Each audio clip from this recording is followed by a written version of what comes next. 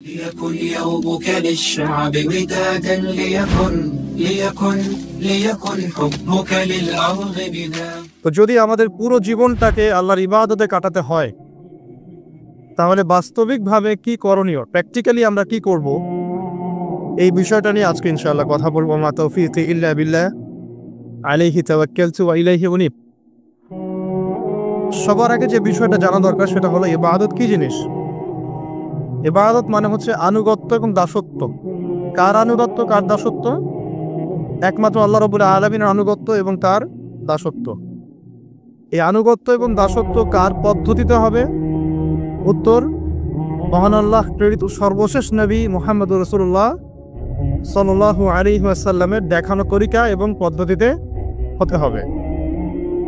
তাহলে সারা জীবন ইবাদতে কাটানোর কি পদ্ধতি? সহজ উত্তর, পুরো জীবনের প্রতিটা কাজ যদি নবী সাল্লাল্লাহু আলাইহি ওয়াসাল্লামের দেখানো পথ এবং পদ্ধতি অনুযায়ী হয় এবং তার সুন্নাহ মাফিক হয়, ইনশাআল্লাহ তাআলা জীবনের প্রতিটা কাজই ইবাদত হিসেবে গণ্য হবে ইনশাআল্লাহ। যেমন জীবনের একটা বড় বিষয় হচ্ছে জীবনের লক্ষ্য নির্ধারণ করা। যদি কোনো ব্যক্তির জীবনের লক্ষ্য থাকে দুনিয়া, তাহলে আল্লাহ হয়তো তাকে দুনিয়া দিবেন, কম বেশি সে দুনিয়া পাবে ইনশাআল্লাহ, কিন্তু পরকালে তার কোনো অংশ থাকবে না। যদি কারো জীবনের উদ্দেশ্য হয় শুধুই দুনিয়া, আর যদি জীবনের উদ্দেশ্য হয় যে দুনিয়া আমার প্রয়োজন, দুনিয়া আমার প্রয়োজন, এখানে আমি মুসাফিরের মতো আছি, যতটুকু প্রয়োজন ততটুকু গ্রহণ করব, ভোগ করব, এই দুনিয়াটাকে কাজে লাগিয়ে আমি পরকালে জান্নাত পেতে চাই, তাহলে ইনশাআল্লাহ তাআলা আল্লাহ পাক তাকে দুনিয়াও দিবেন, পরকালও দিবেন ইনশাআল্লাহ। যে ব্যক্তি শুধু দুনিয়ার জন্য দুনিয়া করে, সে ব্যক্তি দুনিয়া আখিরাত দুটোই হারায়। আর যে ব্যক্তি পরকালের জন্য দুনিয়া করে, সে ব্যক্তি দুনিয়া পরকাল দুটোই পাবে ইনশাআল্লাহ। কথা কি বুঝতে পারছেন? যে ব্যক্তি শুধু দুনিয়ার জন্যই দুনিয়া করে, এই ব্যক্তির পরকালের কোনো অংশ নাই, সে দুনিয়া আখিরাত দুটোই হারায়। আর যে ব্যক্তি পরকালের জন্য দুনিয়া করে, সে ব্যক্তি দুনিয়াও পাবে ইনশাআল্লাহ, পরকালও পাবে ইনশাআল্লাহ। তাহলে আমরা কি করা উচিত আমাদের? আমরা পরকালের উদ্দেশ্যে দুনিয়ার কাজগুলো করবো ইনশাআল্লাহ। এটা হবে জীবনের লক্ষ্য। দুনিয়া আমার প্রয়োজন, এখানে আমি মুসাফির। দুনিয়াতে আল্লাহ পাক নির্দিষ্ট সময় দিয়েছেন, কারো 20, 30, 40, 50 বা 100 বছর হায়াত আছে। এই সময়টুকুর মধ্যে নবী মুহাম্মদ সাল্লাল্লাহু আলাইহি ওয়াসাল্লামের অনুকরণ এবং তার সুন্নাহ মাফিক জীবনযাপন করার মধ্য দিয়ে পরকালে আল্লাহর রেজামন্দি এবং সন্তুষ্টি অর্জন করা, এই হলো জীবনের লক্ষ্য এবং উদ্দেশ্য। এখন জীবনে চলার পথে থাকবে পড়াশোনার ব্যাপার। তাহলে কেউ যদি জীবনে, এই দুনিয়ার জীবনে পড়াশোনা করে, লেখাপড়া করে এই উদ্দেশ্যে যে সে জ্ঞান অর্জন করে আল্লাহকে চিনবে, রাসূলকে চিনবে, আল্লাহর দ্বীনকে চিনবে, এই দ্বীনের জ্ঞান অর্জন করবে, আমল করবে, প্রচার ঘটাবে, দ্বীন প্রতিষ্ঠায় কাজ করবে, ইনশাআল্লাহ তার ওই দ্বীনের জ্ঞান অর্জন করা বা দুনিয়ার ইলম অর্জন করাটাও কি হবে? ইবাদত। ওয়া মা খালাকতুল জিন্না ওয়াল ইনসা ইল্লা লিয়াবুদুন। আবার এই দুনিয়াতে আমাদেরকে ব্যবসা বাণিজ্য করতে হয়, ব্যবসা করতে হয়, কৃষিকাজ করতে হয়, চাকরি বাকরি করতে হয়, সরকারি চাকরি করতে হয়, সরকারি বিভিন্ন দায়িত্ব পালন করতে হয়, বেসরকারি ক্ষেত্রে কাজ করতে হয়, প্রশাসনিক ক্ষেত্রে কাজ করতে হয়। আমাদের অনেক ধরনের কাজের সেক্টর আছে। এই প্রতিটা কাজের সেক্টর যদি এই উদ্দেশ্যে মানুষ করে, এর উদ্দেশ্য হচ্ছে দুনিয়াতে আমি একটা স্ট্যাটাস চাই, একটা সম্মান চাই, একটা বাড়ি চাই, একটা গাড়ি চাই, একটা সুন্দরী নারী চাই, তাহলে তার এই পুরো কাজ পরকালের স্বার্থে হবে না। এই পুরো কাজগুলো করার মধ্য দিয়ে সে পরকালে কোনো নেকি পাবে না।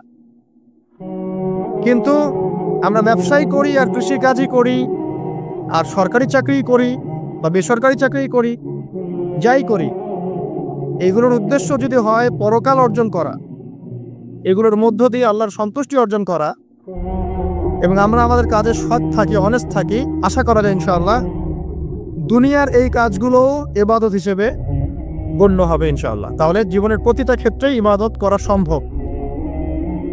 আমরা কি করি? দুনিয়াতে পরিবারকে সময় দেই, বিয়ে শাদী করি, বাচ্চা কাচ্চা প্রতিপালন করি, এক কথায় পারিবারিক দায়িত্বগুলো আমরা পালন করি।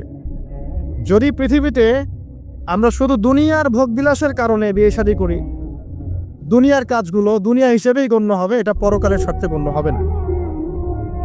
আর পক্ষান্তরে যদি আপনি দুনিয়ার এই পারিবারিক জীবনটাও, আপনার পরিবার, আপনার ভরণ পোষণ, আপনার রিজিক, সন্তান সন্ততি প্রতিপালন করা, এই প্রত্যেকটা কাজের উদ্দেশ্য এমন করে ফিক্স করেন যে এগুলোর মধ্য দিয়ে আমি আল্লাহর সন্তুষ্টি চাচ্ছি, ইনশাআল্লাহ আপনার এই প্রত্যেকটা কাজই পরকালের নেকির মাধ্যম হিসেবে গণ্য হবে ইনশাআল্লাহ আযজা ওয়া জাল। তো অল্প কথায় আমরা বুঝতে পারলাম যে আল্লাহ পাক এই পৃথিবীতে আমাদেরকে পাঠিয়েছেন শুধুমাত্র তার ইবাদত করার জন্য। আর দুনিয়ার প্রত্যেকটা কাজ তখনই ইবাদত হিসেবে গণ্য হবে যখন কাজগুলো নবী সাল্লাল্লাহু আলাইহি ওয়াসাল্লামের সুন্নাহ মাফিক হবে এবং আমাদের নিয়াত ঠিক থাকবে। নিয়াতটা হবে দুনিয়ার উদ্দেশ্যে নয়, আল্লাহর সন্তুষ্টি আর পরকালের স্বার্থে আমি দুনিয়ার কাজগুলো করছি। আমার কথা কি বুঝতে পারছেন? এই উদ্দেশ্যে যদি আমরা দুনিয়ার কাজগুলো করি, ইনশাআল্লাহ প্রতিটা কাজই কি হবে? ইবাদত হিসেবে গণ্য হবে। এগুলো হচ্ছে তাত্ত্বিক কথা। এখন প্র্যাকটিক্যাল কথায় আসেন যে কিভাবে আমরা আমাদের জীবনটাকে আল্লাহ পাকের রেজামন্দিতে সন্তুষ্টির অর্জনের মাধ্যম হিসেবে ব্যয় করব। কিভাবে সম্ভব? আমরা তো তাত্ত্বিক অনেক কথাই বলছি যে করতে হবে, কিভাবে করব, প্র্যাকটিক্যালি কিভাবে করব, এই বিষয়টাই সবচেয়ে বেশি গুরুত্বপূর্ণ। আজকের খুতবা এর মূল আলোচ্য বিষয় এটাই। খুতবা চলাকালীন এদিক ওদিকে দেখার দরকার নাই, রেকর্ডিং হচ্ছে। আর আপনারা তো অজপাড়াগের মানুষ না যে কখনো ক্যামেরা দেখেন নাই, তাই না? আর বাচ্চা কাচ্চারা ওদের মতো থাকবে, ওদেরকে থাকতে দেন। যারা আমরা প্রাপ্তবয়স্ক আছি তারা আমরা খুতবায় মনোযোগ দেই এবং খুতবার মাঝখানে কোনো কথাবার্তা না বলি, মোবাইল ফোনে ব্যস্ত না থাকি। আর একটা বিষয় আমাদের জানা উচিত যে জুমার দিনে এই যে খুতবা চলছে, এই খুতবা চলাকালীন সময়ে আল্লাহ পাক দোয়া কবুল করেন। তাই মনের মধ্যে দোয়া করতে থাকবেন, মনে মনে দোয়া করতে থাকবেন। ইনশাআল্লাহ যদি আপনার রিজিক হালাল হয়, আকীদায় শিরক না থাকে, আমলে বেদাত না থাকে, ইনশাআল্লাহ আপনার দোয়া এখন কবুল হয়ে যাবে ইনশাআল্লাহ। অতএব সময়টাকে কাজে লাগান। তো প্র্যাকটিক্যালি কিভাবে কাজগুলো করবো, এটা হচ্ছে আমার খুতবার মূল জায়গা আজকের। এখনকার তরুণ প্রজন্ম হোক সে যুবক বা যুবতী, আমাদের পরবর্তী জেনারেশন এবং আমরা যারা এখন পরিবার গঠন করেছি, তাদের প্রত্যেকের জন্যই এই অংশটুকু খুব গুরুত্বপূর্ণ, বিশেষ করে তরুণ প্রজন্মের জন্য। কারণ এই বিষয়গুলো বলা যতটা সহজ, করা এতটা সহজ নয়। তবে তরুণরা চাইলে সম্ভব ইনশাআল্লাহ তাআলা। আল্লাহ পাক তৌফিক দান করুন, আমিন। আসুন আয়াতটাকে মাথায় নেই। আল্লাহ পাক কি বলেছেন সূরা জারিয়াত 56 নম্বর আয়াতে, ওয়ামা খালাকতুল জিন্না ওয়াল ইনসা ইল্লা লিয়াবুদুন, আমি জিন এবং মানব জাতিকে শুধুমাত্র আমার ইবাদত করার জন্যই সৃষ্টি করেছে। ব্যাস। আপনাকে আমাকে কেন পাঠিয়েছেন আল্লাহ পাক দুনিয়ায়? শুধুমাত্র তার ইবাদত করার জন্য। আর দুনিয়ার প্রতিটা কাজই ইবাদত হিসেবে গণ্য হবে যদি আমি কাজগুলোকে কার পদ্ধতিতে করি? নবী মুহাম্মদ সাল্লাল্লাহু আলাইহি ওয়াসাল্লামের দেখানো সুন্নাত এবং পদ্ধতিতে করি। কিন্তু করব কিভাবে, এটা হচ্ছে প্র্যাকটিক্যাল কথা। কিভাবে একজন প্রোডাক্টিভ মুসলিম হবে, এটা হচ্ছে কথা। শুরুটা করতে হবে এখান থেকে যে আজকে থেকে নিয়াত করতে হবে যে আগামী যতদিন আল্লাহ পাক, যত বছর, যত যুগ আমাকে পৃথিবীতে বাঁচিয়ে রাখবেন, তার প্রত্যেকটা দিন আমি এই সুন্নাহর উপর আমল করার চেষ্টা করবো ইনশাআল্লাহ। যদি পারি না পারি সেটা পরের ব্যাপার, আগে নিয়াত থাকবে আমি আমার জীবনের শেষ দিন পর্যন্ত এভাবেই এই পদ্ধতিতে আমল করে যাওয়ার চেষ্টা করব ইনশাআল্লাহ তাআলা। শুরুটা করতে হবে এখান থেকে যে আজকে এশার নামাজ যখন হয়ে যাবে, এশার নামাজ এখানে হয় হয়তোবা 9টায় বা 9:15, প্রত্যেকটা মসজিদে এভাবেই হচ্ছে। 9টায় হোক আর 9:15তেই হোক, আমরা এশার নামাজ জামাতে পড়ার চেষ্টা করবো ইনশাআল্লাহ তাআলা। জামাতে নামাজ পড়ার পরে বাসায় গিয়ে খাওয়া দাওয়া করেই ঘুমিয়ে পড়তে হবে। আজকে থেকে আমাদের ট্রেনিং শুরু, কিভাবে আমি আমার জীবনের পুরো বিষয়টাকে ইবাদত হিসেবে কাটাবো। এটা ট্রেনিং শুরু হবে এখান থেকে, এশার নামাজের পর থেকে। এই জায়গায় যদি আমরা ভুল করি বা এই বিষয়টা শক্ত করে আঁকড়ে ধরতে ব্যর্থ হই, তাহলে বাকি সব কাজগুলো ভেস্তে যাবে। এটা ভালো করে মাথায় নেয়। প্রথম কাজ কি? এশার নামাজের পরে কি করবেন? ঘুমিয়ে যাবেন। এখন এশার নামাজের পরে যদি খাবার খান, তারপরে কিছুক্ষণ পড়াশোনা করে হাঁটাহাঁটি করে ঘুমাবেন, কারণ খাবার খাওয়ার সাথে সাথেই বিছানায় যাওয়া উচিত নয়। আর যদি এশার নামাজের আগেই রাতের খাবার খেতে পারে তাহলে সবচেয়ে বেশি ভালো। এইটাই সুন্নাহসম্মত, এশার নামাজের আগেই রাতের খাবার খেয়ে ফেলা, মাগরিব থেকে এশার মধ্যেই রাতের খাবার খেয়ে ফেলা, তারপরে মসজিদে এসে নামাজ পড়ে বাসায় গিয়ে ঘুমানো, এটা সবচেয়ে বেস্ট। এখন ঘুমানোর আগে কি করবেন? ঘুমানোর আগে আপনি প্রথমত পড়বেন আয়াতুল কুরসি। আয়াতুল কুরসি কোনটা? আল্লাহু লা ইলাহা ইল্লা হুয়াল হাইয়ুল কাইয়্যুম লা তা'খুযুহু সিনাতুন ওয়া লা নাওম, এখান থেকে লাহু মা ফিস সামাওয়াতি ওয়া মা ফিল আরদি মান যাল্লাযী ইয়াশফা'ু ইনদাহু ইল্লা বিইذনিহি ইয়া'লামু মা বাইনা আইদিহিম ওয়া মা খালফাহুম ওয়া লা ইউহীতুনা বিশাইইন মিন ইলমিহি ইল্লা বিমা শা'a ওয়াসি'a কুরসিয়ুহু সামাওয়াতি ওয়াল আরদ ওয়া লা ইয়াউদুহু হিফযুহুমা ওয়া হুয়াল আলিয়্যুল আযীম। সূরা বাকারার আয়াত নাম্বার 255। সূরা বাকারার আয়াত নাম্বার 255 হচ্ছে আয়াতুল কুরসি। ঘুমানোর আগে আয়াতুল কুরসি পড়বেন বিছানায় গিয়ে। তারপরে সূরা বাকারার শেষের 3টা আয়াত পড়বেন। সূরা বাকারার শেষের 3টা আয়াত, লিল্লাহি মা ফিস সামাওয়াতি ওয়া মা ফিল আরদ, এখান থেকে শুরু করে ফানসুরনা আলাল কওমিল কাফিরিন পর্যন্ত এই শেষের 3টা আয়াত অবশ্যই পড়বেন। ঘুমানোর আগে যে ব্যক্তি আয়াতুল কুরসি পড়বে, আল্লাহর পক্ষ থেকে একজন ফেরেশতা তার কাছে থাকবে সারা রাত। এই ফেরেশতা ওই ব্যক্তিকে পাহারা দেবে ইনশাআল্লাহ, কোনো বিপদ আপদ তাকে স্পর্শ করবে না ইনশাআল্লাহ তাআলা। রাতের বেলা অনেক বিপদ হতে পারে, চুরি হতে পারে, ডাকাতি হতে পারে, তারপরে আপনার দুষ্ট জিন শয়তান উৎপাত করতে পারে, এছাড়া আপনার জাদুবিদ্যার কাজ হয় রাত্রেবেলা, মানুষ এগুলো করতে পারে, কুফরি কালাম করতে পারে, ক্ষতিকর প্রাণী আপনাকে কামড় দিতে পারে, অনেক কিছু হতে পারে। আপনি তো ঘুমের মধ্যে আছেন, আপনি জানেন না কি হচ্ছে। অতএব আয়াতুল কুরসি পড়বেন, ইনশাআল্লাহ আল্লাহ পাক আপনাকে হেফাজত করবে ইনশাআল্লাহ। আর সূরা বাকারার শেষের 3টা আয়াত কেন পড়বেন? কারণ নবী সাল্লাল্লাহু আলাইহি ওয়াসাল্লাম বলেছেন, রাতের বেলা সূরা বাকারার 3টা আয়াত যে ব্যক্তি পড়বে, সারা রাত যদি আপনি নফল নামাজ পড়তেন যে নেকি হতো, এই 3 আয়াত পড়ার মাধ্যমে সেই নেকি হয়ে যাবে ইনশাআল্লাহ। ঠিক আছে? সারা রাত ধরে নফল নামাজ পড়া কি কষ্টকর না? এটা সবচেয়ে সহজ হচ্ছে আপনার সূরা বাকারার শেষের 3টা আয়াত পড়বেন, ঘুমিয়ে যাবেন ইনশাআল্লাহ। সারা রাতের নেকি আপনার আমলনামায় লেখা হবে। এগুলো শুধু বললেই হবে না আর শুনলেই হবে না, আমল করতে হবে। কবে থেকে? ইনশাআল্লাহ আজকে থেকে। আল্লাহ পাক সবাইকে আমল করার তৌফিক দান করুন, আমিন। এরপর কি করবেন? এরপর 3 কুল পড়বেন। কয় কুল? 3 কুল। কোনটাকে 3 কুল বলে? বিসমিল্লাহির রহমানির রহিম, কুল হুয়াল্লাহু আহাদ, এটা একটা। কুল আউযু বিরাব্বিল ফালাক, এটা একটা। কুল আউযু বিরাব্বিন নাস, এটা একটা। এই 3টা সূরা কার মুখস্থ নাই? এমন কেউ কি আছে যে এই 3টা সূরা মুখস্থ নাই? আছে? যদি থাকে তার গলায় দড়ি দেওয়া উচিত। যদি এমন কেউ থেকে থাকে মুসলিম সমাজে যার এই 3 কুল মুখস্থ নাই, তার গলায় করে দেওয়া উচিত লজ্জায়। আত্মহত্যা করতে উৎসাহিত করছি না। ওই যে পরীক্ষার রেজাল্ট খারাপ হলে আত্মহত্যা করে না, দেখেন না? তারও আগে তো তোমার লটকানো উচিত ছিল এই জন্য যে তুমি 3 কুলই পড়তে পারো না। এখন মুসলিম সমাজে বড় হয়ে মুসলিম পরিবারে জন্মগ্রহণ করে 3 কুল যে পড়তে পারে না, তার কি দরকার আছে বেঁচে থাকার? কি কোন মুখ নিয়ে আল্লাহর সামনে দাঁড়াবেন? কোন মুখ নিয়ে নবী সাল্লাল্লাহু আলাইহি ওয়াসাল্লামের সামনে যাবে? ইয়া রাসূলুল্লাহ, আপনার উপরে পুরো 30 পারা কোরআন নাযিল হয়েছিল, আমি 3 কুলি মুখস্থ করতে পারি নাই, আমার জন্য সুপারিশ করেন। এই কথা কোন মুখ নিয়ে বলতে যাবে? তবে কোরআন একটা কিতাব, আলহামদুলিল্লাহ। একজন হিরোইন খোরও দেখবেন সূরা ফাতিহা পড়তে পারে, তাই না? একজন হিরোইন ফোরকেও দেখবেন সূরা ফাতিহা বলতে পারে। কোরআনের মুজিজা, সবার মনের মধ্যে আল্লাহ পাক কোরআন ঢুকিয়ে দিবেন।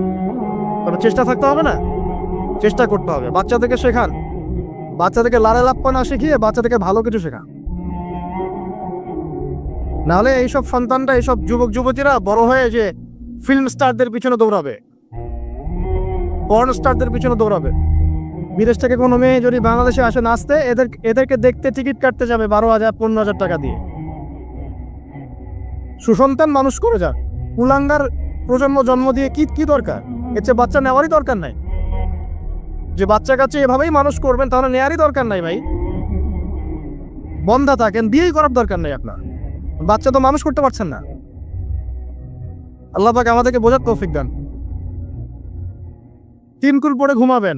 3 কুলের মধ্যে একটা সূরা ইখলাস, একটা সূরা ফালাক, একটা সূরা নাস। কি হবে এটা পড়লে? নবী সাল্লাল্লাহু আলাইহি ওয়াসাল্লাম বলছেন, দৃশ্য বা অদৃশ্য, মানে যা দেখা যায়, যা দেখা যায় না, এই দৃশ্য অদৃশ্যের জগতের কোনো ক্ষতি তাকে স্পর্শ করবে না। প্রোটেকশন, আল্লাহর পক্ষ থেকে প্রোটেকশন। আর এটা যখন রাতে পড়বেন তখন এভাবে পড়বেন, একবার সূরা ইখলাস কুল হুয়াল্লাহু আহাদ, তারপর সূরা ফালাক কুল আউযু বিরাব্বিল ফালাক, তারপর সূরা নাস কুল আউযু বিরাব্বিন নাস করে দুই হাত একত্রিত করে ফু দিবেন, দিয়ে মাথা থেকে নিয়ে এভাবে পুরো মাথা থেকে নিয়ে পুরো বডি এভাবে মাসাজ করবেন এভাবে, ঠিক আছে? এটা 3 বার করবেন, একবার না। একবার পড়বেন করবেন, আরেকবার 3 বার। এরপরে পড়বেন সূরা কাফিরুন। কোন সূরা? কুল ইয়া আইয়ুহাল কাফিরুন লা আ'বুদু মা তা'বুদ। এই সূরাটা পড়বেন লাকুম দীনুকুম ওয়ালিয়া দীন পর্যন্ত। কি হবে? আল্লাহর রাসূল সাল্লাল্লাহু আলাইহি ওয়াসাল্লাম বলেন যে রাতের বেলা ঘুমানোর আগে কেউ যদি সূরা কাফিরুন তেলাওয়াত করে ঘুমিয়ে যায়, আল্লাহ পাক ওই ব্যক্তিকে শিরকের পাপ থেকে মুক্ত রাখবে ইনশাআল্লাহ। আমি অনেক লেকচারে বলেছি, আবার বলছি যে যত মানুষ জাহান্নামে যাবে, হাজারে যে 999 জন মানুষই জাহান্নামে যাবে, তাদের আমলনামার মূল পাপটা হচ্ছে শিরক। কথা বুঝতে পারছেন? এই যে হাজারে যে পুরো 99% মানুষ জাহান্নামে যাচ্ছে, এটা তো হাদিস। তার মধ্যে যারা জাহান্নামে যাবে তাদের আমলনামায় সবচেয়ে কমন যে পাপটা থাকবে সেটা হলো কি? শিরকের পাপ। কারণ শিরক ছাড়া আল্লাহ পাক যে কোনো পাপ তওবা করলেই যাকে ইচ্ছা মাফ করে দিতে পারে। শিরকরত অবস্থায় কোনো মানুষ যদি মারা যায় তাহলে সে ব্যক্তি জাহান্নামে যাবে, এটাই চূড়ান্ত, ইল্লা মাশাআল্লাহ। তো সূরা কাফিরুন যদি আপনি তেলাওয়াত করেন, আল্লাহ পাক আপনাকে শিরক থেকে বাঁচাবেন। শিরক সম্পর্কে বিস্তারিত জানার জন্য আপনি পড়েন কিতাবুত তাওহীদ। কোন বই? কিতাবুত তাওহীদ। এই বইটাকে পড়েন, দেখবেন এখানে শিরকের সমস্ত বিষয়গুলো লেখা আছে।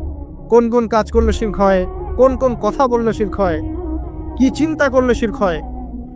মনে রাখেন, এই যুগে সবচেয়ে বেশি যে পাপে মানুষ ডুবে আছে এটা হলো শিরকের পাপ। সিরিয়াল দেখে, গালিগালাজ করে, গীবত তহমত করে, খোঁচাখুচি করে, চুলাচুলি করে, এদের সাথে স্বপ্নের কি সম্পর্ক? এটা কিন্তু শয়তান স্বপ্ন দেখাবে। কথা বুঝতে পারছেন না? ফজরের নামাজের পরে নবী সাল্লাল্লাহু আলাইহি ওয়াসাল্লাম বসে থাকতেন, সাহাবীরা তাকে বলতেন কে কোন স্বপ্ন দেখেছে, তিনি বলতেন এবং তিনি স্বপ্নের ব্যাখ্যা ইন্টারপ্রিটেশন করতেন, এটা এমন, এটা এমন। এমনকি এই যে আপনার উহুদের যুদ্ধের আগের রাতে অনেক সাহাবী স্বপ্ন দেখেছেন এবং পরের দিন দেখবেন উহুদের দিনে অনেক সাহাবী শহীদ হয়েছে। তো যাই হোক, ওইদিকে আমি যাচ্ছি না। তো এই যে ঘুমটা আপনি ঘুমাচ্ছেন, ইনশাআল্লাহ আপনার ঘুমটা কি হচ্ছে? ইবাদত হচ্ছে না? আলহামদুলিল্লাহ। আলেম যারা, তাদের ঘুমও ইবাদত। যারা যে মুসলিম, মুমিন, মুত্তাকি, আলেম, তাদের ঘুমগুলো কি ইবাদত। এবং ঘুমান শেষ, ঘুমের মধ্যে যদি দুঃস্বপ্ন দেখেন তাহলে আপনি বাম দিকে 3 বার থুতু ফেলবেন, ফেলে আউযু বিল্লাহি মিনাশ শাইতানির রাজিম পড়বেন, পরে পাশ পরিবর্তন করে আবার ঘুমাবেন। এটা হয় না ঘুমের মধ্যে অনেক সময়? অনেকে বোবা ধরে, শ্বাস নিতে পারে না। এগুলো এজন্যই হয় কারণ তারা ঘুমানোর আগের জিকির আজগারগুলো করে না। নিয়মিত করলে এগুলো সমস্যা ইনশাআল্লাহ হবে না। আপনি নিজের ভালো নিজেই বোঝেন, হুজুরের কাছে দৌড়ানোর দরকার নাই এত বেশি। নিজের বাচ্চাকে এত দৌড়ানো, এই কবিরাজ ওই কবিরাজ, ওইখানে তাবিজ, এত তো দরকার নাই। তো নিজের আমল নিজে করেন, দেখবেন আপনি আল্লাহ পাকের পক্ষ থেকে নিরাপত্তার মধ্যে আছেন ইনশাআল্লাহ। আল্লাহ তৌফিক দান করুন। আর এরপরে ঘুম থেকে উঠলেন, চেষ্টা করবো আমরা ঘুম থেকে ওঠার কয়টার সময়? 5টায় যদি ফজরের নামাজ হয় বা 4:30টায় যদি ফজরের নামাজ হয়, মিনিমাম 4টায় উঠতে হবে। কয়টায়? 4টায়। এই জন্য যদি অ্যালার্ম দেন ঘড়িতে, অ্যালার্ম দিবেন প্রত্যেক 1.5 ঘন্টা পর পর। মনে করেন যে আপনি 1.5 ঘন্টা ঘুমাতে যাচ্ছেন, তাহলে 1.5 ঘন্টা পরে অ্যালার্ম সেট করবেন, অথবা 3 ঘন্টা পর, অথবা 4.5 ঘন্টা, অথবা 6 ঘন্টা। মানে 1.5 ঘন্টার গুণিতক দিয়ে আপনি অ্যালার্ম সেট করবেন, দেখবেন উঠতে পারবেন খুবই ইজিলি। এতে 1.5 ঘন্টায় আপনার ঘুমের সার্কেলটা পূর্ণ হয়। একটা ঘুমের সার্কেল পূর্ণ হতে আমাদের মাথায় তো রেস্টের দরকার আছে, এটা পূর্ণ হতে 1.5 ঘন্টার মতো সময় লেগে যায়। তো এটা একটা ট্রিক বললাম আপনাদেরকে, আপনি করতে পারেন, উপকৃত হবেন ইনশাআল্লাহ। তো ফজরের নামাজের মিনিমাম আধা ঘন্টা আগে আমাদেরকে ওঠার অভ্যাস করতে হবে। এই যে ঘুমটা ভাঙলো, ভাঙার সাথে সাথে কি করব? ভাঙার সাথে সাথে আল্লাহ শুকরিয়া, আলহামদুলিল্লাহিল্লাযী আহইয়ানা বা'দা মা আমাতানা ওয়া ইলাইহিন নুশুর। বাস, এই যে ইবাদত হয়ে গেল। এবার আপনি আরেকটা দোয়া পড়বেন, শিখে নেন। আপনি পড়বেন লা ইলাহা ইল্লাল্লাহ ওয়াহদাহু লা শারীকা লাহ লাহুল মুলকু ওয়া লাহুল হামদ ওয়া হুয়া আলা কুল্লি শাইইন কাদির সুবহানাল্লাহ আলহামদুলিল্লাহ ওয়া লা ইলাহা ইল্লাল্লাহ ওয়াল্লাহু আকবার লা হাওলা ওয়া লা কুওয়াতা ইল্লা বিল্লাহ আল্লাহুম্মা গফির। এটা পড়ার পরে হাত তুলে দোয়া করেন, যা দোয়া করবেন তাই পাবেন ইনশাআল্লাহ। জানতেন? জানতেন না। তো এই দোয়াটা হচ্ছে দোয়া কবুলের অস্ত্র। ঘুম থেকে ওঠার পর যদি এই দোয়াটা করে দোয়া করেন, ইনশাআল্লাহ দোয়া কবুল হয়ে যাবে ইনশাআল্লাহ। আমাদের জীবনে চাওয়া পাওয়ার কি অভাব আছে? প্রচুর চাওয়া পাওয়া। তো বৈধ চাওয়া পাওয়াগুলোকে পাওয়ার জন্য আল্লাহর সাথে সম্পর্ক করতে হয়, আর আল্লাহ পাকের সাথে সম্পর্কে কিছু ওসিলা মাধ্যম লাগে। এই দোয়াগুলো হলো মাধ্যম, আমলগুলো হচ্ছে মাধ্যম। তো আল্লাহ পাক যেমনটা বলেছেন, ফাজকুরুনি আযকুরকুম ওয়াশকুরুলি ওয়ালা তাকফুরুন, তোমরা আমাকে স্মরণ করো, আমিও তোমাদেরকে স্মরণ করব। আল্লাহ পাক তো এভাবে বলেছেন, যখন একজন মানুষ মনে মনে আমাকে ডাকে, আমিও মনে মনে ওকে স্মরণ করি। মনে করেন আপনি মনে মনে আল্লাহকে বলছেন, আল্লাহ আমি অসুস্থ, আমাকে শেফা দাও, বা আমার রিজিকের টেনশন আছে, আমার রিজিকের টেনশন দূর করে দাও, আল্লাহ আমাকে হেফাজত করো, আল্লাহ আমাকে দিনের জ্ঞান দাও, তোমার আনুগত্য করার তৌফিক দাও। এই যে মনে মনে আপনি আল্লাহকে ডাকছেন, নিঃসন্দেহে ওই মুহূর্তে আল্লাহ পাক আপনাকে স্মরণ করছে। সাত আসমান ভেদ করে আরশের উপর থেকে আল্লাহ পাক আপনাকে স্মরণ করছেন। আল্লাহ পাক বলছে, যখন একজন মানুষ জনসমুখে আল্লাহকে স্মরণ করে, যেমন আমরা এখন করছি, জনসমুখে সবার সামনে আল্লাহর কথা আলোচনা করছি, আল্লাহ পাক বলছেন আমিও তখন এর চেয়ে অনেক উত্তম জনসমাবেশে ওই বান্দাদের কথা স্মরণ করি। আল্লাহ পাক আমাদের কথা স্মরণ করছেন, আমাদের কোনো ফিলিংস আছে? আল্লাহ আমাদের কথা স্মরণ করছেন, ওই যে যুবক ছেলে বসে বসে ফোন টিপছে, কোনো ফিলিংস আছে? মানে মনস্তাত্ত্বিক ভাবে অন্তরে যখন নূর থাকে না, পাপ করতে করতে যখন অন্তরটা কলুষিত হয়ে যায়, কোনো ফিলিংস কাজ করে না। একদিন খুন করবে, কোনো ফিলিংস নাই। সুদ খাচ্ছে, কোনো ফিলিংস নাই। জেনা করছে ডেইলি, কোনো ফিলিংস নাই। দেখবেন ঘুষ নিচ্ছে, দুর্নীতি করছে, মানুষের সম্পদ আত্মসাৎ করছে, যারা বলবেন ফিলিংসও নাই, আমি একটা পাপ করছি। কখন এরকম হয় জানেন? যখন এক কথায় যখন মানুষ পাপ করতে করতে করতে করতে, এই যে কলব বলে একটা কথা আছে, এই কলবের উপরে কালো কুৎসিত একটা মরিচা করে যায়, তখন আর ফিলিংস কাজ করে না। তো ফিলিংস কাজ করানোর বুদ্ধি কি?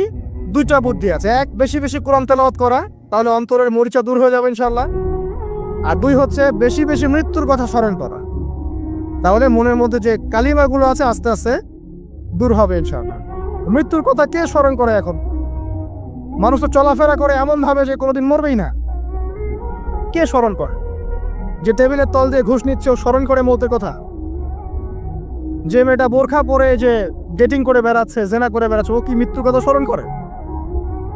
যে ছেলেটা এখনকার যুব সমাজের বেশিরভাগই মাদকের সাথে সম্পৃক্ত, গার্লফ্রেন্ড বয়ফ্রেন্ড অ্যাফেয়ার্সে আছে, হ্যাঁ, টিকটক প্রজন্ম, আড্ডাবাজি করে সময় কাটায়, গুন্ডামি করে, মাস্তানি করে, এর মধ্যে কোনো ফিকির আছে? একজনকে বড় দায়িত্ব দেওয়া হয়েছে, সবার সম্পদ লুটপাট করে খাচ্ছে, এর মৌতের ফিকির আছে নাকি? এর মধ্যে ফেরাউনি চেতনা এসেছে, আনা রব্বুকুমুল আলা, আমি মহান রব, আমি তোমাদের মহান রব।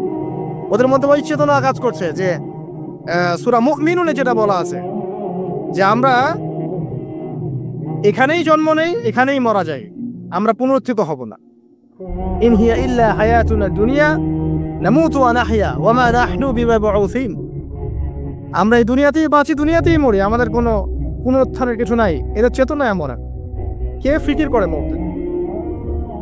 অথচ আপনি দেখছেন যে প্রতিনিয়তই কোনো কারণ ছাড়াই মানুষ নাই, কোনো কারণ লাগে না। এখন তো কারণ ব্যাখ্যা করতে আমরা পছন্দ করি, এই কারণে ওইটা হয়েছে, ওই কারণে এটা হয়েছে। এটাকে বলে কার্যকারণ তত্ত্ব, দর্শনের ভাষায় কি বলে? কার্যকারণ তত্ত্ব। এটা আপনারা ফিলোসফি পড়লে বুঝবেন। প্রত্যেকটা কাজের পিছনে একটা কারণ থাকে, আমরা কারণটা সার্চ করি বেশি। এখন কারণ ছাড়াই মানুষ ডেড। এই যে যাচ্ছে, উপরে একটা সুন্দর করে বড় একটা পাথর ঝুলছে, সব পাস হয়ে যাচ্ছে ওখান থেকে।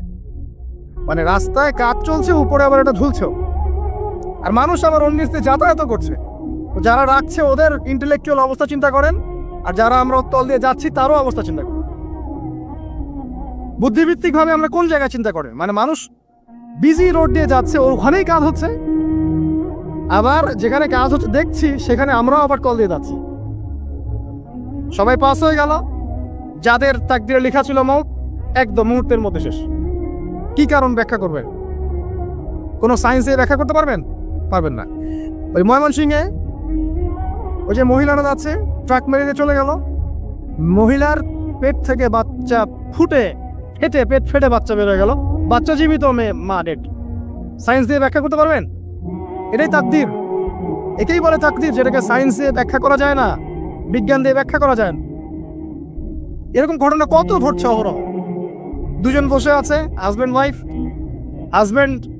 হাজব্যান্ডের যাওয়ার কথা, হাজব্যান্ড ওয়াইফের গাড়িতে বসছে আর ওয়াইফ হাজব্যান্ডের গাড়ি ড্রাইভ করছে।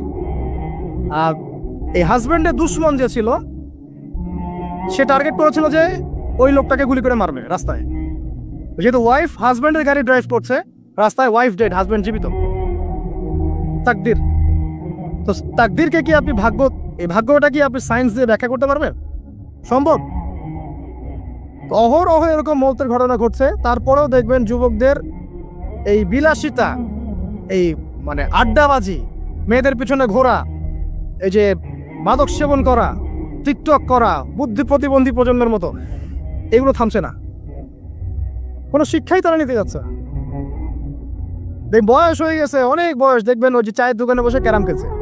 বুড়া মানুষ, তার হায়াতের কতদিন বাকি আছে আল্লাহ ভালো জানেন। দেখবেন দিব্যি কোনো টেনশনই নাই, ক্যারাম বোর্ড খেলছে, ওখানে লুডু খেলছে।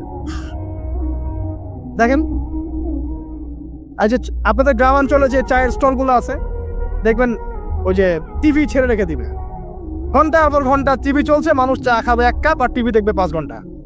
ওর যে হায়াতের কোনো মূল্যই তার কাছে নাই। আল্লাহ পাক তাকে একটা সময় দিয়ে পাঠিয়েছেন, কোনো ফিলিংসই না। অথচ মানুষ প্রতিদিন, দিনে রাতে, প্রত্যেক দিন মানুষ অহরহ মারা যাচ্ছে।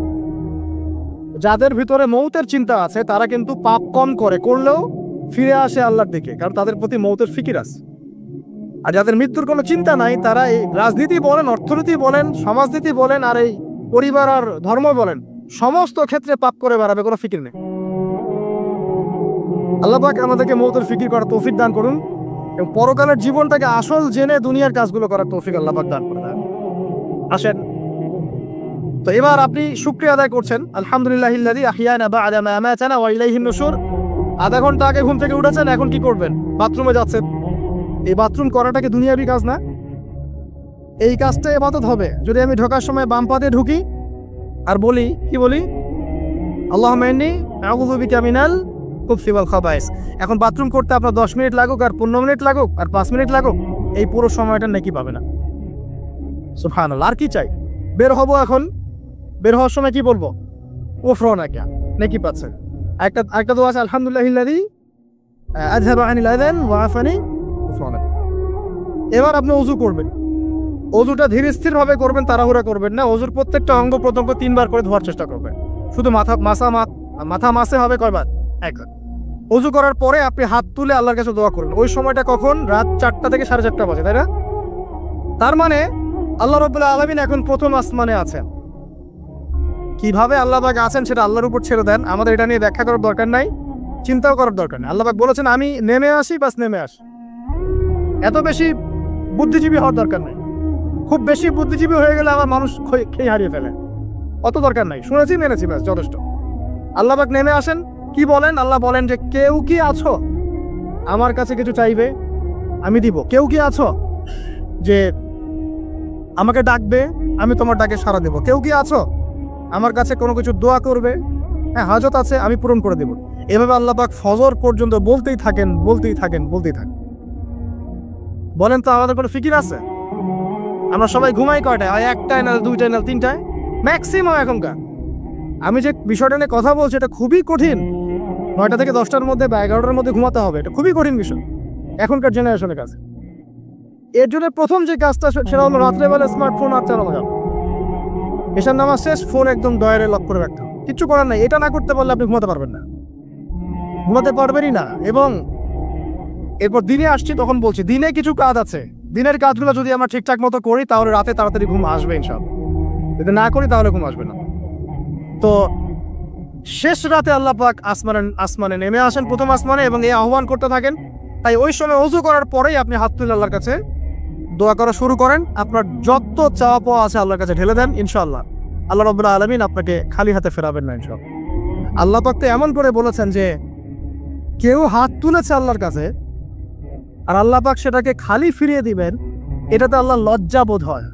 তো যদি আমাদের পুরো জীবনটাকে আল্লাহর ইবাদতে কাটাতে হয়, তাহলে বাস্তবিকভাবে কি করণীয়, প্র্যাকটিক্যালি আমরা কি করব, এই বিষয়টা নিয়ে আজকে ইনশাআল্লাহ কথা বলবো। মা তাওফীকি ইল্লা বিল্লাহ, আলাইহি তাওয়াক্কালতু ওয়া ইলাইহি উনীব।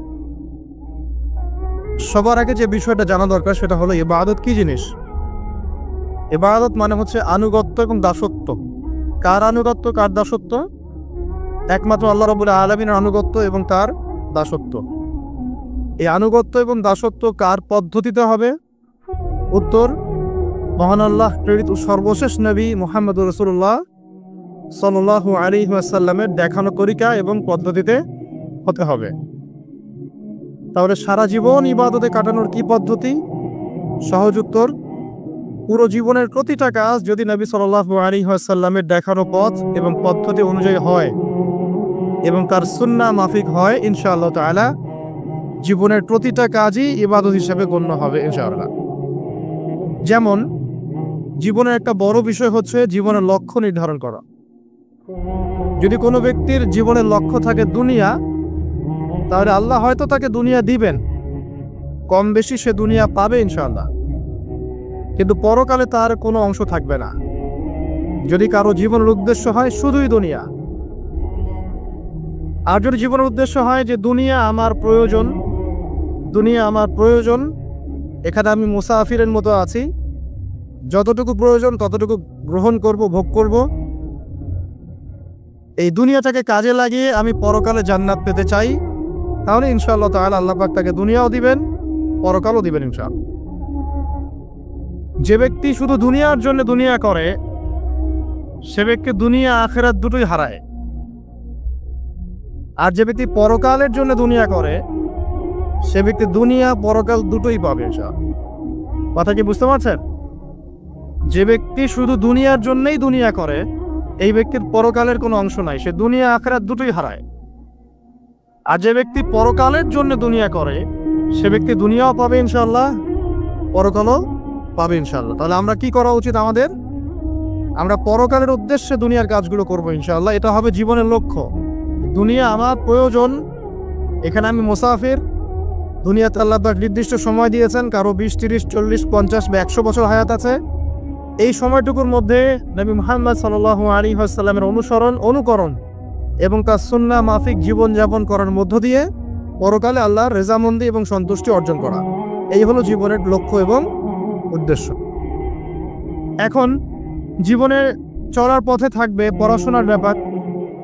তাহলে কেউ যদি জীবনে, এই দুনিয়ার জীবনে পড়াশোনা করে, লেখাপড়া করে এই উদ্দেশ্যে যে সে জ্ঞান অর্জন করে আল্লাহকে চিনবে, রাসূলকে চিনবে, আল্লাহর দ্বীনকে চিনবে, এই দ্বীনের জ্ঞান অর্জন করবে, আমল করবে, প্রচার ঘটাবে, দ্বীন প্রতিষ্ঠায় কাজ করবে, ইনশাআল্লাহ তার ওই দ্বীনের জ্ঞান অর্জন করা বা দুনিয়ার ইলম অর্জন করাটাও কি হবে? ইবাদত। ওয়া মা খালাকতুল জিন্না ওয়াল ইনসা ইল্লা লিয়াবুদুন। আবার এই দুনিয়াতে আমাদেরকে ব্যবসা বাণিজ্য করতে হয়, ব্যবসা করতে হয়, কৃষিকাজ করতে হয়, চাকরি বাকরি করতে হয়, সরকারি চাকরি করতে হয়, সরকারি বিভিন্ন দায়িত্ব পালন করতে হয়, বেসরকারি ক্ষেত্রে কাজ করতে হয়, প্রশাসনিক ক্ষেত্রে কাজ করতে হয়। আমাদের অনেক ধরনের কাজের সেক্টর আছে। এই প্রতিটা কাজের সেক্টর যদি এই উদ্দেশ্যে মানুষ করে যে এর উদ্দেশ্য হচ্ছে দুনিয়াতে আমি একটা স্ট্যাটাস চাই, একটা সম্মান চাই, একটা বাড়ি চাই, একটা গাড়ি চাই, একটা সুন্দরী নারী চাই, তাহলে তার এই পুরো কাজ পরকালের স্বার্থে হবে না। এই পুরো কাজগুলো করার মধ্য দিয়ে সে পরকালে কোনো নেকি পাবে না। কিন্তু আমরা ব্যবসায়ী করি, আর কৃষিকাজই করি, আর সরকারি চাকরি করি বা বেসরকারি চাকরি করি, যাই করি, এগুলোর উদ্দেশ্য যদি হয় পরকাল অর্জন করা, এগুলোর মধ্য দিয়ে আল্লাহর সন্তুষ্টি অর্জন করা, এবং আমরা আমাদের কাজে সৎ থাকি, অনেস্ট থাকি, আশা করা যায় ইনশাআল্লাহ দুনিয়ার এই কাজগুলো ইবাদত হিসেবে গণ্য হবে ইনশাআল্লাহ। তাহলে জীবনের প্রতিটা ক্ষেত্রেই ইবাদত করা সম্ভব। আমরা কি করি দুনিয়াতে? পরিবারকে সময় দেই, বিয়ে শাদী করি, বাচ্চা কাচ্চা প্রতিপালন করি, এক কথায় পারিবারিক দায়িত্বগুলো আমরা পালন করি। যদি পৃথিবীতে আমরা শুধু দুনিয়ার ভোগবিলাসের কারণে বিয়ে শাদী করি, দুনিয়ার কাজগুলো দুনিয়া হিসেবেই গণ্য হবে, এটা পরকালের স্বার্থে গণ্য হবে না। আর পক্ষান্তরে যদি আপনি দুনিয়ার এই পারিবারিক জীবনটাও আপনার পরিবার, আপনার ভরণ পোষণ, আপনার রিজিক, সন্তান সন্ততি প্রতিপালন করা, এই প্রত্যেকটা কাজের উদ্দেশ্য এমন করে ফিক্স করেন যে এগুলোর মধ্য দিয়ে আমি আল্লাহর সন্তুষ্টি চাচ্ছি, ইনশাআল্লাহ আপনার এই প্রত্যেকটা কাজই পরকালের নেকির মাধ্যম হিসেবে গণ্য হবে ইনশাআল্লাহ আযজা ওয়া জাল। তো অল্প কথায় আমরা বুঝতে পারলাম যে আল্লাহ পাক এই পৃথিবীতে আমাদেরকে পাঠিয়েছেন শুধুমাত্র তার ইবাদত করার জন্য। আর দুনিয়ার প্রত্যেকটা কাজ তখনই ইবাদত হিসেবে গণ্য হবে যখন কাজগুলো নবী সাল্লাল্লাহু আলাইহি ওয়াসাল্লামের সুন্নাহ মাফিক হবে এবং আমাদের নিয়াত ঠিক থাকবে। নিয়াতটা হবে দুনিয়ার উদ্দেশ্যে নয়, আল্লাহর সন্তুষ্টি আর পরকালের স্বার্থে আমি দুনিয়ার কাজগুলো করছি। আমার কথা কি বুঝতে পারছেন? এই উদ্দেশ্যে যদি আমরা দুনিয়ার কাজগুলো করি ইনশাআল্লাহ প্রতিটা কাজই কি হবে? ইবাদত হিসেবে গণ্য হবে। এগুলো হচ্ছে তাত্ত্বিক কথা। এখন প্র্যাকটিক্যাল কথায় আসেন যে কিভাবে আমরা আমাদের জীবনটাকে আল্লাহ পাকের রেজামন্দিতে সন্তুষ্টির অর্জনের মাধ্যম হিসেবে ব্যয় করব। কিভাবে সম্ভব? আমরা তো তাত্ত্বিক অনেক কথাই বলছি যে করতে হবে, কিভাবে করব, প্র্যাকটিক্যালি কিভাবে করব, এই বিষয়টাই সবচেয়ে বেশি গুরুত্বপূর্ণ। আজকের খুতবা এর মূল আলোচ্য বিষয় এটাই। খুতবা চলাকালীন এদিক ওদিকে দেখার দরকার নাই, রেকর্ডিং হচ্ছে। আর আপনারা তো অজপাড়াগার মানুষ না যে কখনো ক্যামেরা দেখেন নাই, তাই না? আর বাচ্চা কাচ্চারা ওদের মতো থাকবে, ওদেরকে থাকতে দেন। যারা আমরা প্রাপ্তবয়স্ক আছি তারা আমরা খুতবায় মনোযোগ দেই এবং খুতবার মাঝখানে কোনো কথাবার্তা না বলি, মোবাইল ফোনে ব্যস্ত না থাকি। আর একটা বিষয় আমাদের জানা উচিত যে জুমার দিনে এই যে খুতবা চলছে, এই খুতবা চলাকালীন সময়ে আল্লাহ পাক দোয়া কবুল করেন। তাই মনের মধ্যে দোয়া করতে থাকবেন, মনে মনে দোয়া করতে থাকবেন। ইনশাআল্লাহ যদি আপনার রিজিক হালাল হয়, আকীদায় শিরক না থাকে, আমলে বেদাত না থাকে, ইনশাআল্লাহ আপনার দোয়া এখন কবুল হয়ে যাবে ইনশাআল্লাহ। অতএব সময়টাকে কাজে লাগানো। তো প্র্যাকটিক্যালি কিভাবে কাজগুলো করবো এটা হচ্ছে আমার খুতবার মূল জায়গা আজকে। এখনকার তরুণ প্রজন্ম হোক সে যুবক বা যুবতী, আমাদের পরবর্তী জেনারেশন এবং আমরা যারা এখন পরিবার গঠন করেছি, তাদের প্রত্যেকের জন্যই এই অংশটুকু খুব গুরুত্বপূর্ণ, বিশেষ করে তরুণ প্রজন্মের জন্য। কারণ এই বিষয়গুলো বলা যতটা সহজ, করা এতটা সহজ নয়। তবে তরুণরা চাইলে সম্ভব ইনশাআল্লাহ তাআলা। আল্লাহ পাক তৌফিক দান করুন, আমিন। আসুন আয়াতটাকে মাথায় নেই। আল্লাহ পাক কি বলেছেন সূরা যারিয়াত 56 নম্বর আয়াতে? ওয়ামা খালাকতুল জিন্না ওয়াল ইনসা ইল্লা লিয়াবুদুন। আমি জিন এবং মানব জাতিকে শুধুমাত্র আমার ইবাদত করার জন্যই সৃষ্টি করেছে, ব্যাস। আর আপনাকে আমাকে কেন পাঠিয়েছেন আল্লাহ পাক দুনিয়ায়? শুধুমাত্র তার ইবাদত করার জন্য। আর দুনিয়ার প্রতিটা কাজই ইবাদত হিসেবে গণ্য হবে যদি আমি কাজগুলোকে কার পদ্ধতিতে করি? নবী মুহাম্মদ সাল্লাল্লাহু আলাইহি ওয়াসাল্লামের দেখানো সুন্নাত এবং পদ্ধতিতে করি। কিন্তু করব কিভাবে, এইটা হচ্ছে প্র্যাকটিক্যাল কথা। কিভাবে একজন প্রোডাক্টিভ মুসলিম হবে, এটা হচ্ছে কথা। শুরুটা করতে হবে এখান থেকে যে আজকে থেকে নিয়াত করতে হবে যে আগামী যতদিন আল্লাহ পাক বা যত বছর যত যুগ আমাকে পৃথিবীতে বাঁচিয়ে রাখবেন, তার প্রত্যেকটা দিন আমি এই সুন্নাহর উপর আমল করার চেষ্টা করবো ইনশাআল্লাহ। যদি পারি না পারি সেটা পরের ব্যাপার, আগে নিয়াত থাকবে আমি আমার জীবনের শেষ দিন পর্যন্ত এভাবেই এই পদ্ধতিতে আমল করে যাওয়ার চেষ্টা করব ইনশাআল্লাহ তাআলা। শুরুটা করতে হবে এখান থেকে যে আজকে এশার নামাজ যখন হয়ে যাবে, এশার নামাজ এখানে হয় হয়তোবা 9টায় বা 9:15, প্রত্যেকটা মসজিদে এভাবেই হচ্ছে। 9টায় হোক আর 9:15তেই হোক, আমরা এশার নামাজ জামাতে পড়ার চেষ্টা করবো ইনশাআল্লাহ তাআলা। জামাতে নামাজ পড়ার পরে বাসায় গিয়ে খাওয়া দাওয়া করেই ঘুমিয়ে পড়তে হবে। আজকে থেকে আমাদের ট্রেনিং শুরু, কিভাবে আমি আমার জীবনের পুরো বিষয়টাকে ইবাদত হিসেবে কাটাবো। এটা ট্রেনিং শুরু হবে এখান থেকে, এশার নামাজের পর থেকে। এই জায়গায় যদি আমরা ভুল করি বা এই বিষয়টা শক্ত করে আঁকড়ে ধরতে ব্যর্থ হই, তাহলে বাকি সব কাজগুলো ভেস্তে যাবে। এটা ভালো করে মাথায় নেয়। প্রথম কাজ কি? এশার নামাজের পরে কি করবেন? ঘুমিয়ে যাবেন। এখন এশার নামাজের পরে যদি খাবার খান, তারপরে কিছুক্ষণ পড়াশোনা করে হাঁটাহাঁটি করে ঘুমাবেন, কারণ খাবার খাওয়ার সাথে সাথেই বিছানায় যাওয়া উচিত নয়। আর যদি এশার নামাজের আগেই রাতের খাবার খেতে পারে তার সবচেয়ে বেশি ভালো। এইটাই সুন্নাহসম্মত, ঈশার নামাজের আগেই রাতের খাবার খেয়ে ফেলা, মাগরিব থেকে এশার মধ্যেই রাতের খাবার খেয়ে ফেলা, তারপরে মসজিদে এসে নামাজ পড়ে বাসায় গিয়ে ঘুমানো, এটা সবচেয়ে বেস্ট। এখন ঘুমানোর আগে কি করবেন? ঘুমানোর আগে আপনি প্রথমত পড়বেন আয়াতুল কুরসি। আয়াতুল কুরসি কোনটা? আল্লাহু লা ইলাহা ইল্লা হুয়াল হাইয়ুল কাইয়্যুম লা তা'খুযুহু সিনাতুন ওয়া লা নাওম, এখান থেকে লাহু মা ফিস সামাওয়াতি ওয়া মা ফিল আরদি মান যাল্লাযী ইয়াশফা'ু ইনদাহু ইল্লা বিইذনিহি ইয়া'লামু মা বাইনা আইদিহিম ওয়া মা খালফাহুম ওয়া লা ইউহিতুনা বিশাইইন মিন ইলমিহি ইল্লা বিমা শা'a ওয়াসি'a কুরসিয়ুহু সামাওয়াতি ওয়াল আরদ ওয়া লা ইয়াউদুহু হিফযুহুমা ওয়া হুয়াল আলিয়্যুল আযীম। সূরা বাকারার আয়াত নাম্বার 255। সূরা বাকারার আয়াত নাম্বার 255 হচ্ছে আয়াতুল কুরসি। ঘুমানোর আগে আয়াতুল কুরসি পড়বেন বিছানায় গিয়ে। তারপরে সূরা বাকারার শেষের 3টা আয়াত পড়বেন। সূরা বাকারার শেষের 3টা আয়াত, লিল্লাহি মা ফিস সামাওয়াতি ওয়া মা ফিল আরদ, এখান থেকে শুরু করে ফানসুরনা আলাল কওমিল কাফিরিন পর্যন্ত এই শেষের 3টা আয়াত অবশ্যই পড়বেন। ঘুমানোর আগে যে ব্যক্তি আয়াতুল কুরসি পড়বে, আল্লাহর পক্ষ থেকে একজন ফেরেশতা তার কাছে থাকবে সারা রাত। এই ফেরেশতা ওই ব্যক্তিকে পাহারা দেবে ইনশাআল্লাহ, কোনো বিপদ আপদ তাকে স্পর্শ করবে না ইনশাআল্লাহ তাআলা। রাতের বেলা অনেক বিপদ হতে পারে, চুরি হতে পারে, ডাকাতি হতে পারে, তারপরে আপনার দুষ্ট জিন শয়তান উৎপাত করতে পারে, এছাড়া আপনার জাদুবিদ্যার কাজ হয় রাত্রেবেলা, মানুষ এগুলো করতে পারে, কুফরি কালাম করতে পারে, ক্ষতিকর প্রাণী আপনাকে কামড় দিতে পারে, অনেক কিছু হতে পারে। আপনি তো ঘুমের মধ্যে আছেন, আপনি জানেন না কি হচ্ছে। অতএব আয়াতুল কুরসি পড়বেন, ইনশাআল্লাহ আল্লাহ পাক আপনাকে হেফাজত করবে ইনশাআল্লাহ। আর সূরা বাকারার শেষের 3টা আয়াত কেন পড়বেন? কারণ নবী সাল্লাল্লাহু আলাইহি ওয়াসাল্লাম বলেছেন, রাতের বেলা সূরা বাকারার 3টা আয়াত যে ব্যক্তি পড়বে, সারা রাত যদি আপনি নফল নামাজ পড়তেন যে নেকি হতো, এই 3 আয়াত পড়ার মাধ্যমে সেই নেকি হয়ে যাবে ইনশাআল্লাহ। ঠিক আছে? সারা রাত ধরে নফল নামাজ পড়া কি কষ্টকর না? এটা সবচেয়ে সহজ হচ্ছে আপনার সূরা বাকারার শেষের 3টা আয়াত পড়বেন, ঘুমিয়ে যাবেন ইনশাআল্লাহ। সারা রাতের নেকি আপনার আমলনামায় লেখা হবে। এগুলো শুধু বললেই হবে না আর শুনলেই হবে না, আমল করতে হবে কবে থেকে?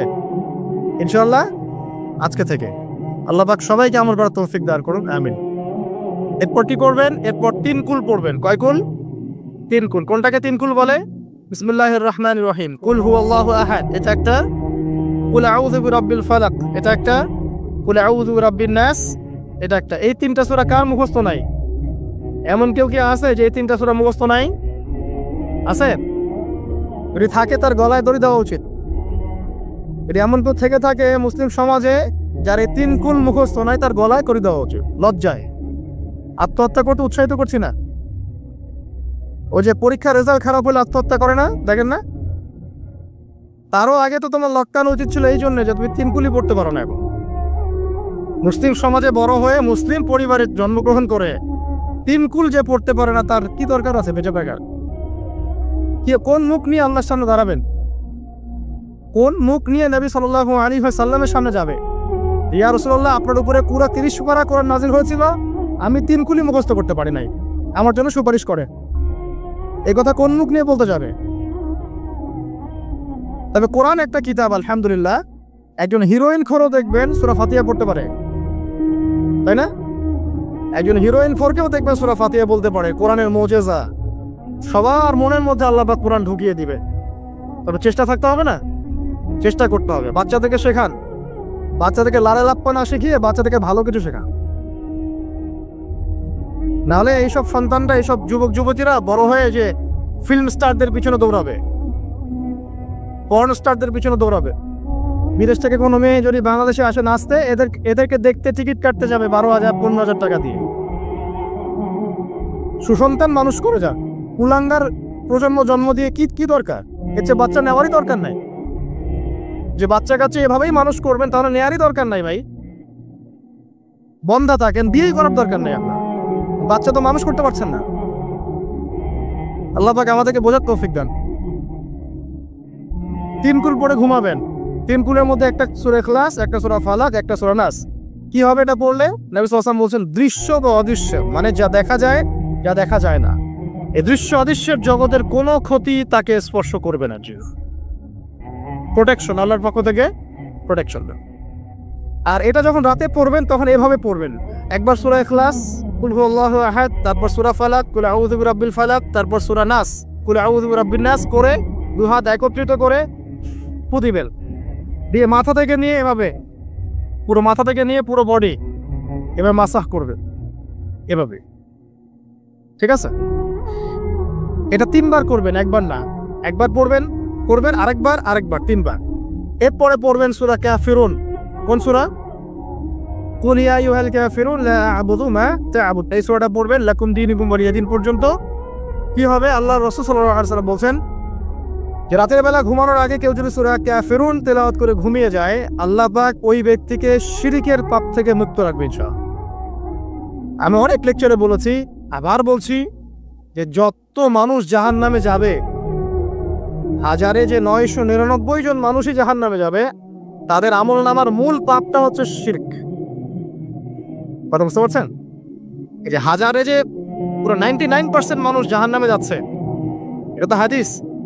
তার মধ্যে যারা জাহান্নামে যাবে তাদের আমলনামায় সবচেয়ে কমন যে পাপটা থাকবে সেটা হলো কি? শিরকের পাপ। কারণ শিরক ছাড়া আল্লাহ পাক যে কোনো পাপ তওবা করলেই যাকে ইচ্ছা মাফ করে দিতে পারে। শিরকরত অবস্থায় কোনো মানুষ যদি মারা যায় তাহলে সে ব্যক্তি জাহান্নামে যাবে, এটাই কি রদ ইল্লা মাশাআল্লাহ। তো সূরা কাফিরুন যদি আপনি তেলাওয়াত করেন, আল্লাহ পাক আপনাকে শিরক থেকে বাঁচাবেন। শিরক সম্পর্কে বিস্তারিত জানার জন্য আপনি পড়েন কিতাবুত তাওহীদ। কোন বই? কিতাবুত তাওহীদ। এই বইটাকে পড়েন, দেখবেন এখানে শিরকের সমস্ত বিষয়গুলো লেখা আছে। কোন কোন কাজ করলে শিরক হয়, কোন কোন কথা বললে শিরক হয়, কি চিন্তা করলে শিরক হয়। মনে রাখেন, এই যুগে সবচেয়ে বেশি যে পাপে মানুষ ডুবে আছে এটা হলো শিরকের পাপ। সিরিয়াল দেখে, গালিগালাজ করে, গীবত তহমত করে, খোঁচাখুচি করে, চুলাচুলি করে, এদের সাথে স্বপ্নের কি সম্পর্ক? এরা কিন্তু শয়তান স্বপ্ন দেখাবে। কথা বুঝতে পারছেন না? ফজরের নামাজের পরে নবী সাল্লাল্লাহু আলাইহি ওয়াসাল্লাম বসে থাকতেন, সাহাবীরা তাকে বলতেন কে কোন স্বপ্ন দেখেছে, তিনি বলতেন এবং তিনি স্বপ্নের ব্যাখ্যা ইন্টারপ্রিটেশন করতেন, এটা এমন। এমনকি এই যে আপনার উহুদের যুদ্ধের আগের রাতে অনেক সাহাবী স্বপ্ন দেখেছেন এবং পরের দিন দেখবেন উহুদের দিনে অনেক সাহাবী শহীদ হয়েছে। তো যাই হোক, ওইদিকে আমি যাচ্ছি না। তো এই যে ঘুমটা আপনি ঘুমাচ্ছেন, ইনশাআল্লাহ আপনার ঘুমটা কি হচ্ছে? ইবাদত হচ্ছে না? আলহামদুলিল্লাহ। আলেম যারা, তাদের ঘুমও ইবাদত। যারা যে মুসলিম, মুমিন, মুত্তাকি, আলেম, তাদের ঘুমগুলো কি ইবাদত। এখন ঘুমান শেষ, ঘুমের মধ্যে যদি দুঃস্বপ্ন দেখেন তাহলে আপনি বাম দিকে 3 বার থুতু ফেলবেন, ফেলে আউযু বিল্লাহি মিনাশ শাইতানির রাজিম পড়বেন, পরে পাশ পরিবর্তন করে আবার ঘুমাবেন। এটা হয় না ঘুমের মধ্যে অনেক সময়? অনেকে বোবা ধরে, শ্বাস নিতে পারে না। এগুলো এজন্যই হয় কারণ তারা ঘুমানোর আগের জিকির আজগারগুলো করে না। নিয়মিত করলে এগুলো সমস্যা ইনশাআল্লাহ হবে না। আপনি নিজের ভালো নিজেই বোঝেন, হুজুরের কাছে দৌড়ানোর দরকার নেই এত বেশি। নিজের বাচ্চাকে এত দৌড়ানো, এই কবিরাজ ওই কবিরাজ, ওইখানে দাবিজ, এত তো দরকার নাই। তো নিজের আমল নিজে করেন, দেখবেন আপনি আল্লাহ পাকের পক্ষ থেকে নিরাপত্তার মধ্যে আছেন ইনশাআল্লাহ। আল্লাহ তৌফিক দান করুন। আর এরপরে ঘুম থেকে উঠলেন, চেষ্টা করব আমরা ঘুম থেকে ওঠার কয়টার সময়? 5টায় যদি ফজরের নামাজ হয় বা 4:30টায় যদি ফজরের নামাজ হয়, মিনিমাম 4টায় উঠতে হবে। কয়টায়? 4টায়। এই জন্য যদি অ্যালার্ম দেন ঘড়িতে, অ্যালার্ম দিবেন প্রত্যেক 1.5 ঘন্টা পর পর। মনে করেন যে আপনি 1.5 ঘন্টা ঘুমাতে যাচ্ছেন, তাহলে 1.5 ঘন্টা পরে অ্যালার্ম সেট করবেন, অথবা 3 ঘন্টা পর, অথবা 4.5 ঘন্টা, অথবা 6 ঘন্টা। মানে 1.5 ঘন্টার গুণিতক দিয়ে আপনি অ্যালার্ম সেট করবেন, দেখবেন উঠতে পারবেন খুবই ইজিলি। এতে 1.5 ঘন্টায় আপনার ঘুমের সার্কেলটা পূর্ণ হয়। একটা ঘুমের সার্কেল পূর্ণ হতে আমাদের মাথায় তো রেস্টের দরকার আছে, এটা পূর্ণ হতে 1.5 ঘন্টার মতো সময় লেগে যায়। তো এটা একটা ট্রিক বললাম আপনাদেরকে, আপনি করতে পারেন, উপকৃত হবেন ইনশাআল্লাহ। তো ফজরের নামাজের মিনিমাম আধা ঘন্টা আগে আমাদেরকে ওঠার অভ্যাস করতে হবে। এই যে ঘুমটা ভাঙলো, ভাঙার সাথে সাথে কি করব? ভাঙার সাথে সাথে আল্লাহ শুকরিয়া, আলহামদুলিল্লাহিল্লাযী আহইয়ানা বা'দা মা আমাতানা ওয়া ইলাইহিন নুশুর। বাস, এই যে ইবাদত হয়ে গেল। এবার আপনি আরেকটা দোয়া পড়বেন, শিখে নেন। আপনি পড়বেন লা ইলাহা ইল্লাল্লাহ ওয়াহদাহু লা শারীকা লাহু লাহুল মুলকু ওয়া লাহুল হামদ ওয়া হুয়া আলা কুল্লি শাইইন কাদির সুবহানাল্লাহ আলহামদুলিল্লাহ ওয়া লা ইলাহা ইল্লাল্লাহ ওয়াল্লাহু আকবার লা হাওলা ওয়া লা কুওয়াতা ইল্লা বিল্লাহ আল্লাহুম্মা গফির। এটা পড়ার পরে হাত তুলে দোয়া করেন, যা দোয়া করবেন তাই পাবেন ইনশাআল্লাহ। জানতেন না? তো এই দোয়াটা হচ্ছে দোয়া কবুলের অস্ত্র। ঘুম থেকে ওঠার পর যদি এই দোয়াটা করে দোয়া করেন, ইনশাআল্লাহ দোয়া কবুল হয়ে যাবে ইনশাআল্লাহ। আমাদের জীবনে চাওয়া পাওয়ার কি অভাব আছে? প্রচুর চাওয়া পাওয়া। বৈধ চাওয়া পাওয়াগুলোকে পাওয়ার জন্য আল্লাহর সাথে সম্পর্ক করতে হয়, আর আল্লাহ পাকের সাথে সম্পর্কে কিছু ওসিলা মাধ্যম লাগে। এই দোয়াগুলো হলো মাধ্যম, আমলগুলো হচ্ছে মাধ্যম। তো আল্লাহ পাক যেমনটা বলেছেন, ফাজকুরুনি আযকুরকুম ওয়াশকুরুলি ওয়ালা তাকফুরুন, তোমরা আমাকে স্মরণ করো, আমিও তোমাদেরকে স্মরণ করব। আল্লাহ পাক তো এভাবে বলেছেন, যখন একজন মানুষ মনে মনে আমাকে ডাকে, আমিও মনে মনে ওকে স্মরণ করি। মনে করেন আপনি মনে মনে আল্লাহকে বলছেন, আল্লাহ আমি অসুস্থ, আমাকে শেফা দাও, বা আমার রিজিকের টেনশন আছে, আমার রিজিকের টেনশন দূর করে দাও, আল্লাহ আমাকে হেফাজত করো, আল্লাহ আমাকে দিনের জ্ঞান দাও, তোমার আনুগত্য করার তৌফিক দাও। এই যে মনে মনে আপনি আল্লাহকে ডাকছেন, নিঃসন্দেহে ওই মুহূর্তে আল্লাহ পাক আপনাকে স্মরণ করছে। সাত আসমান ভেদ করে আরশের উপর থেকে আল্লাহ পাক আপনাকে স্মরণ করছেন। আল্লাহ পাক বলছে, যখন